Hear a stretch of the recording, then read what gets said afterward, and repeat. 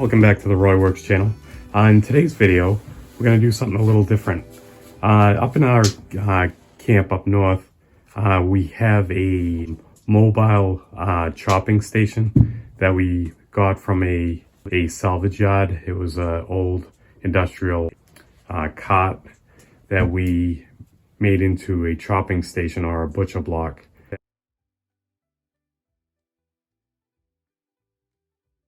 The original butcher block we made was nice, and we made it out of basically fur. Yeah, fur. And worked great for a long time. But our son Tyler actually just started a job where he needed a mobile working station, and we didn't really love the color or the it was kind of like pretty plain for our camp, because everything is kind of like arts and crafts style, and it kind of really didn't suit. So we decided, Tracie decided to change it up a little bit, and what she came up with is a plaid style butcher block. And I'm gonna let Tracie describe what she was thinking. So again, we did the long straight pieces. I like that it has the orange in it because we have a lot of orange and yellow in our camp. But I was strolling through Pinterest, and that always gets everybody in trouble. But they had a plaid butcher block, and I always joke No one likes plaid more yeah, than you. I know. I always joke that plaid's my favorite color. So, and then Shane and I bought a couple of pieces of wood, and one being I think it's pronounced sapelli. That is a beautiful. It has orange tones to it. And then we got a piece of walnut, which is the beautiful dark wood. So I had my brother-in-law smooth it out and so there's a little bit more of a uniform size and shape. And then I bought some poplar, which is another hardwood that has will be the lighter variation. So I marked it out. So right now we're going to be cutting out and making the individual squares, and then gluing them all together. And this is going to be an end cut butcher block instead of it's going to be With the grain. With the grain. Yeah, instead of going with the grain, we're going against the grain. So it's self-healing, depending upon how much cutting we do up north. So let's get started.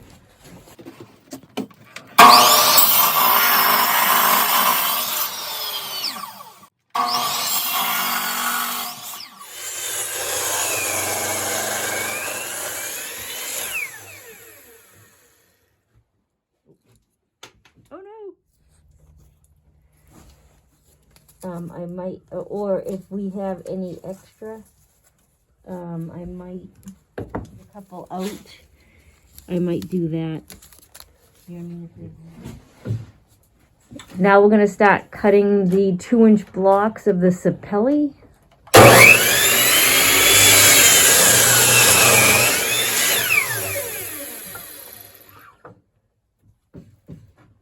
Hold on, I'm going to come in without cutting off fingers.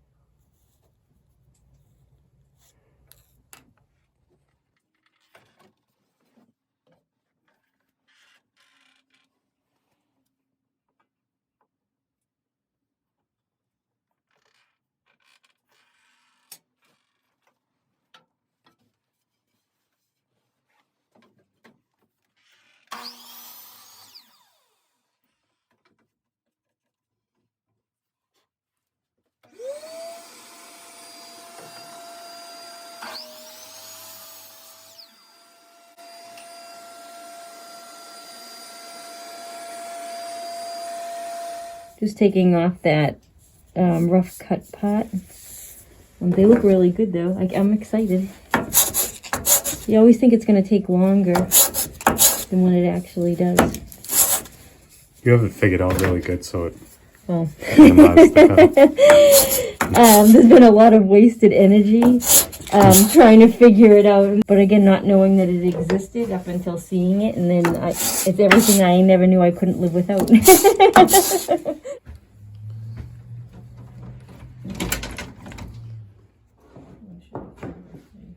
What happened here?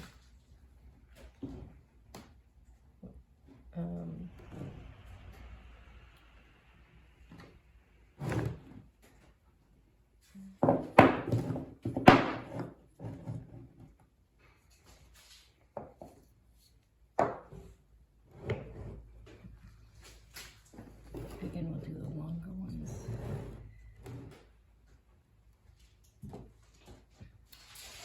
So we're assembling it, and I want to say one of the sapellites was a little bit over 3 inches. So this, we're gonna have to cut down a little, take like a half, was it like a ½ inch? So we want this edge to meet up with this. Yeah, so what is that, 3/4 of an inch? So if we take off 3/4 of an inch, same thing over here. Then, so we'll have 1, 2, 3, 4, 5, 6. Oh, and then these will be cut down. And then that, we wanted it to be about 34 inches or under 34 inches, so we're pretty damn close right there. Okay. Yeah, no, that's not bad at all. So I'll go back out and yeah, and then once we cut the boards for in between here, I feel like it will bring out the contrast a little bit better. But I don't want to say disappointed because the oils aren't on them, but I was really hoping that this would be, I just feel like that would be more like a different contrast, but I think it's because the wood is dry. Well, wet in some places, but dry in others. See, like going in like that before we glue them, like that would look, I think that would look super cool that if they were like this. I took out my measurements. And I made sure all of them were going in the right direction. What I'm going to also do is cut a piece of plywood a little bit smaller than this, so when we glue this up, we can set it on that. We'll cover the plywood with plastic. Okay, I was going to say I can use wax paper. We have some plastic over there. Do you have plastic already? Because I was going to say I have wax paper too that we can use. Did you want to cut a piece of that plastic this size? And I'll go cut those pieces. Is it already with the plastic on there? Yeah, yeah. We'll put the plastic down just so the glue, if it drips out, that don't stick to there, and we'll put it around the edges too. Are you gonna go up over the edge, like that's okay? Yeah, it actually looks like it could go that way a little bit more, so it can wrap up around. Okay. Okay. All right.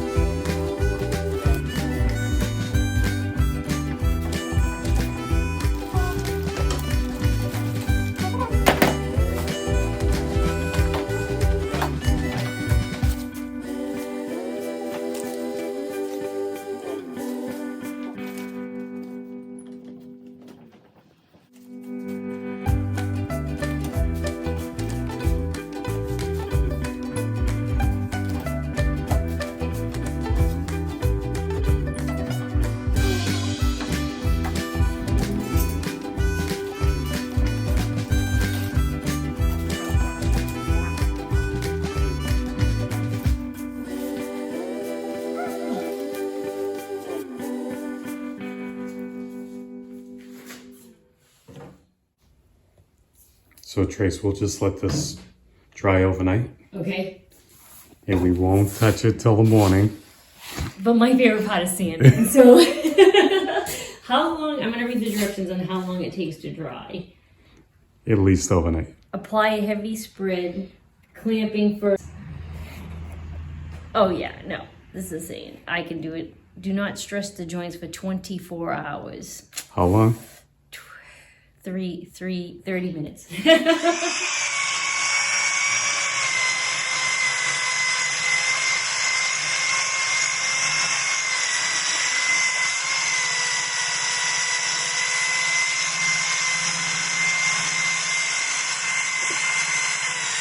is hours into it, and I went through, I started with 40 grit, went to 80, then 100, now I'm at 120, and then I'll go to 150, and then I'm going to do 320 and 400.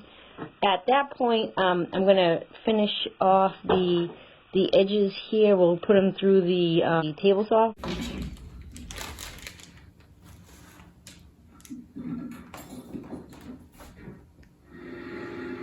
Trace, what are you using on it? I'm using mineral oil. Let's see. Yeah, you want it. Don't flick it.